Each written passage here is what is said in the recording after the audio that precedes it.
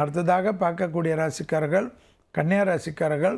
கன்னியா ராசிக்காரர்களுக்கு யோக பலத்தை அதிகமாக பெற்று தருவதற்கு விநாயகர் வழிபாடு மிக மிக முக்கியம். கேது மறைந்து 12ஆம் இடத்தில் இருப்பதனால் விநாயகரிலிருந்து ஆரம்பிக்கிறது வரக்கூடிய ஆண்டுகளில் பிரமாதத்தை ஏற்படுத்தும். தேக ஆரோக்கியத்தில் கண்டிப்பாக சளி தொந்தரவு, ஸ்கின் அலர்ஜி போன்ற விஷயத்தில் மன அழுத்தம், தேவையில்லாத குழப்பம் ஏற்படலாம். அதில் மட்டும் கவனம். தொழில் ரீதியாக அதி அற்புதமும் அதி சந்தோஷமும் காணப்படும். ஞாயிற்றுக்கிழமையில் கண்டிப்பாக மதியம் 1 மணியிலிருந்து 2 மணிக்குள் எலுமிச்சைப்பழ ஜூஸோ அல்லது உணவுடன் எலுமிச்சைப்பழ ஊறுகாவோ வாங்கி தானம் கொடுக்க நன்மைகள் அதிகரிக்கக்கூடிய நல்ல காலகட்டம்.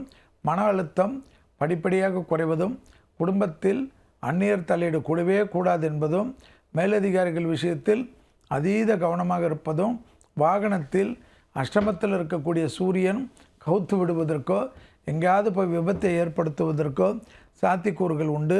வண்டி வாகனத்திலும் சட்ட சிக்கலிலும் மிக கவனமாக இருக்கக்கூடிய ராசி கன்னியா ராசிக்காரர்கள் என்பதை ஞாபகத்தில் வைத்து கொள்ளுங்கள்.